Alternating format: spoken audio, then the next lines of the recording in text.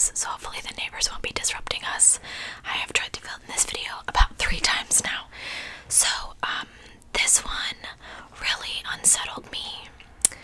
It takes a lot to do that to me. I'm in the medical field. I deal with blood. I deal with watching people get cut open. Sorry, well, you like true crime, so you probably don't get offended by that.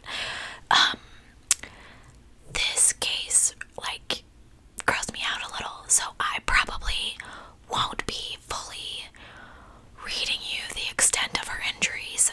I'll explain it a little bit more when we get there.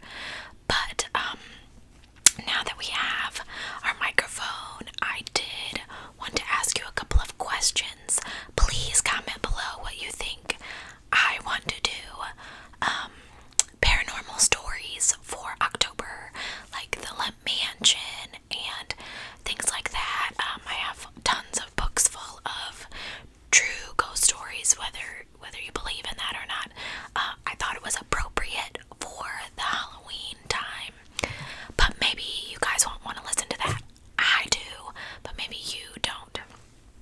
So let me know, please comment below and let me know if that's something you want to hear. Anyway, let's get started. We're going to talk about Kelly Ann Bates today. She was born on May 18th, 1978 in Hattersley, England. Her family was very close and described her as confident, independent, and mature for her age. So it wasn't a big surprise to them when at 14 she told her parents that she had a boyfriend named Dave. This is where the trouble really starts. She often babysat for families in her area, and on one particular babysitting job she met James Patterson Smith. James Smith was an unemployed divorcee living in Gorton, Manchester. He was described as house proud and well groomed. Does that mean he takes pride in his house? I don't know what that means. Anyway, he was a non-smoker. His previous marriage had ended after 10 years in 1980 due to his violence toward his wife. He had then commenced an affair between 1980 and 1982 with a 20-year-old who was named Tina Watson, whom he used as a punching bag, even subjecting her to severe beatings while she was pregnant with his child.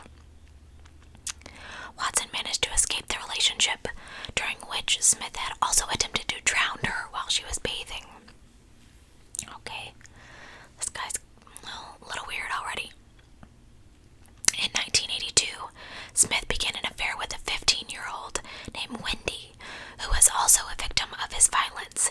In one attack, he held her head underwater in the kitchen sink in the attempt to drown her. So apparently he likes to drown people. Anyway, so here's where it gets a little weird to me. James Smith was 45, and he was smitten with 14-year-old Kelly.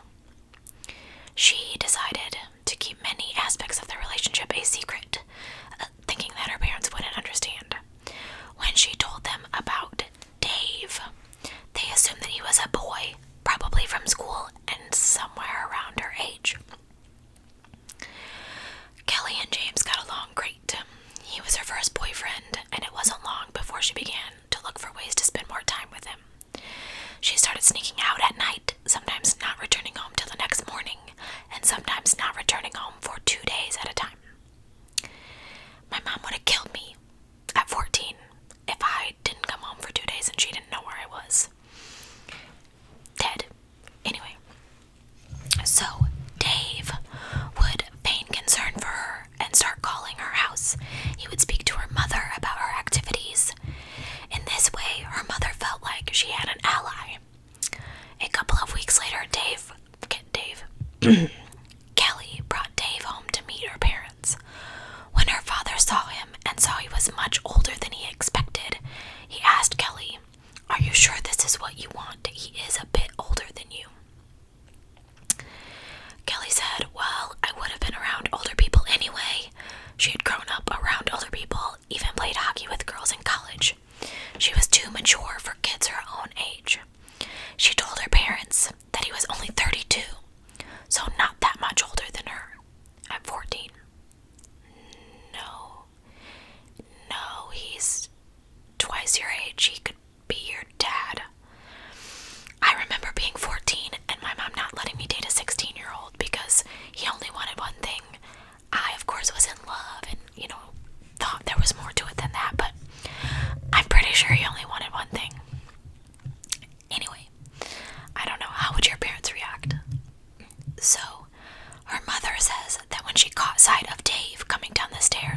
she had a different reaction.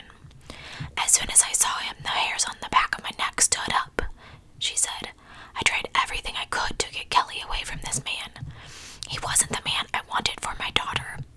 I vividly recall seeing our bread knife in the kitchen and wanting to pick it up and stab him in the back, she said in an interview that I read. She began asking around, trying to find out if anyone knew of a Dave Smith, somewhere around 32 years old, but no one had heard of him. It was as if he didn't even exist. Now, our parents could have forbade her from seeing Dave. However, they took pride in her independence and confidence that she exuded and opted to allow the relationship at the time, even after Dave admitted to them that he was actually 48, which is 1 year older than Kelly's dad. Sorry, my dog shook and I thought it was going to be loud. Over the next few months, Kelly continued to see James off and on. Remember, his name's not Dave, it's James. She told him it was Dave. He was very charming, and Kelly felt good about the attention that he gave her. Knowing that she had lied to her parents not once but multiple times, he used that to drive a wedge between her and her family. Then she felt like she couldn't reach out to them and let them know what was happening to her, and that she had done so much to make them happy with the relationship that now she felt like she couldn't complain. After Kelly had been with Smith, or James, for a year, she started staying over with him on weekends from Friday to Sunday, and he would frequently call and check on her to exude his control over her. Again, okay, so she's 15 now. You're gonna stay? No. Okay, I don't have kids, so but I have lots of nieces and nephews, and there's no way, there's no way at 15 that my mom would have let me stay with a man who was a year older than my father. That's crazy. Like, what? Okay, I'm just gonna keep reading. So Kelly felt like him constantly checking up on her made it seem like he truly loved her. He cared enough to check on her even more than her family. By the time she was 16, she spent even more time with him at his home, not even bothering to call her parents. When she returned home, sometimes they didn't recognize her. She wasn't clean. Her hair was dirty, greasy, and unkempt. Her clothes were dirty, filthy, as described. Her posture eroded. Her head was always down and chin to her chest, and she never looked them in the eye. So her mother decided to put her foot down. She said, if you don't like the rules we are setting, as far as you've got to let us know where you are and that you're all right, the next time that you want to do this, if you choose to, you can leave. This was not a smart idea because Kelly chose to leave. A few days later, she returned home to pack her things. When her mom came in, she found that one side of her face was a solid bruise. Kelly claimed that she had been jumped by some girls. So apparently they had, a pretty steady relationship. They broke up for a brief period of time, and Kelly came back home. Her mom began to notice other injuries. Fingertip bruising around her neck,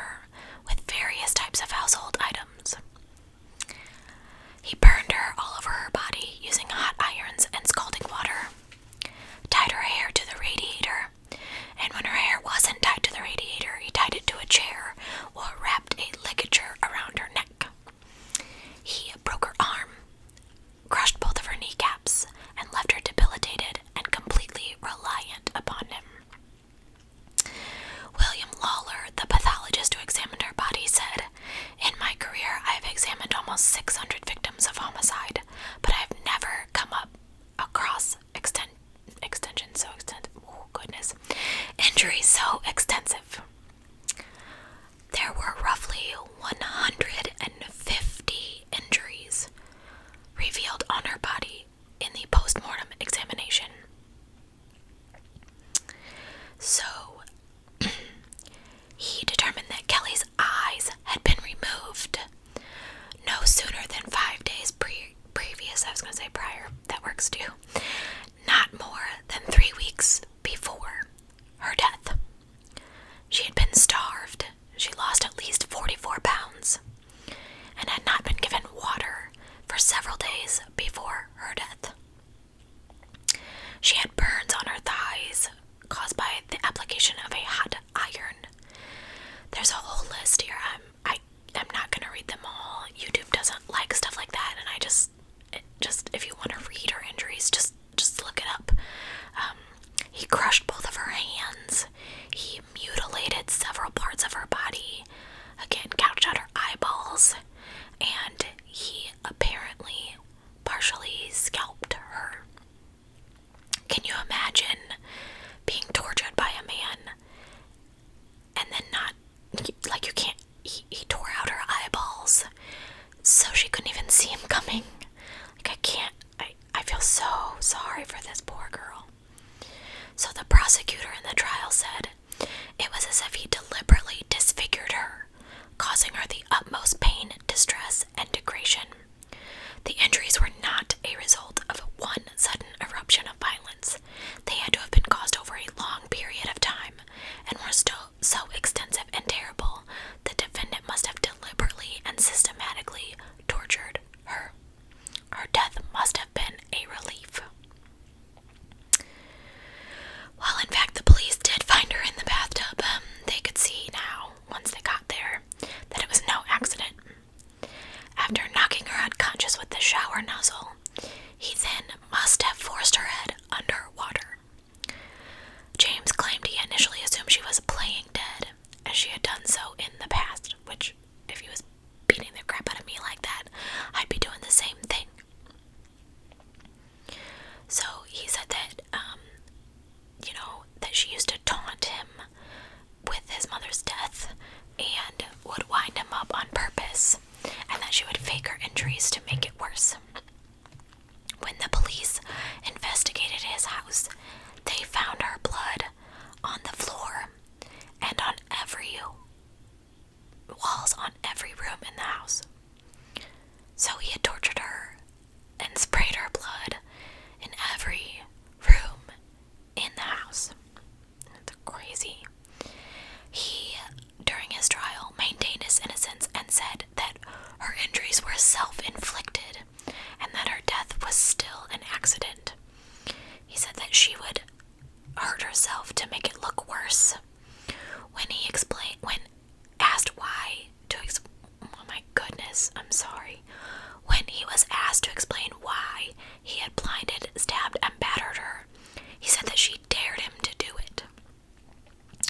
A psychiatrist that evaluated James said he had severe paranoid disorder with morbid jealousy, you think, and that he lived in a distorted reality. The jury only took 1 hour to find James Patterson Smith guilty of killing Kelly Ann Bates. He was sentenced to life in prison, serving a minimum of 20 years, which is not enough. The judge said, "This has been a terrible case, a catalog of depravity from one human being to another. You are a highly dangerous person. You are an abuser of women, and I intend, so far as it is in my power, that you will abuse no more." Apparently the jury were provided with the option of professional counseling to help them deal with the distress of seeing the photographs of Kelly's injuries and the sickening violence of the case. From what I read, they all accepted. So I read one more thing, and I just want to share with you. It says, as for Margaret Bates, which is Kelly's mom, she still thinks back to that moment in the kitchen where she first met Smith. It was